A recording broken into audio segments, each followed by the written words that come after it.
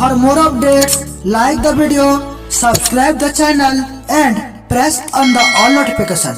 नमस्कार दर्शक बंधु मु हेमंत साहू आपण मानक स्वागत करूछि poetry for you YouTube channel रे। तो फ्रेंड्स आज मु पुणी आपण मानक पई नै आछि एक सुंदर ओडिया लव रोमांटिक कविता। कवितार शीर्षक हैला केमिति तते बरणेबी।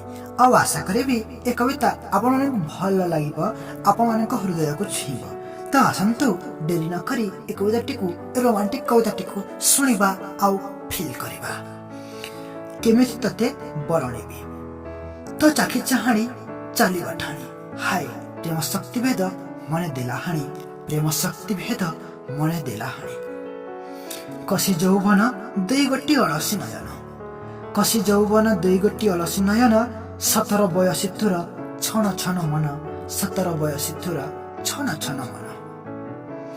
तो रूप दर्शने अदिनिया बरसा, आसी मेघ खुनै रखी हजारे आशा, रखी हजारे आशा।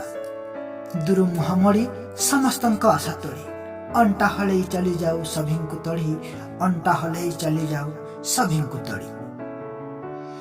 किसे फूल गजरा चिक चिक चेहरा, निरीह पुअंकु करिल बाउरा, निरीह पुअंकु करिल बाउरा।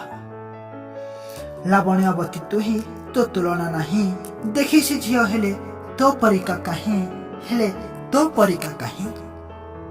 लाज लाज मुहरे हसत 12 मासे, से मुरुकी हसी विष भरी जाउछि ग्रासी, से मुरुकी हसी विष भरी जाउछि ग्रासी।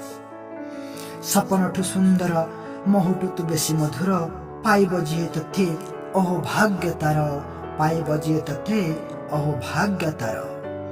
तो रूप यौवन को पदे लिखिदेली, तते पूरा लेखनी रे न व्याखी पारिली। सरीगला सही खातारे आउ कागज नाही, कौन आउ केमिति तते बरणेबी मुही, कौन आउ केमिति तते बरणेबी मुही। तो बंधुगण ए कविता रही समाप्ति। आपण मानकठु विदाय नेबे। नमस्कार, जय जगन्नाथ।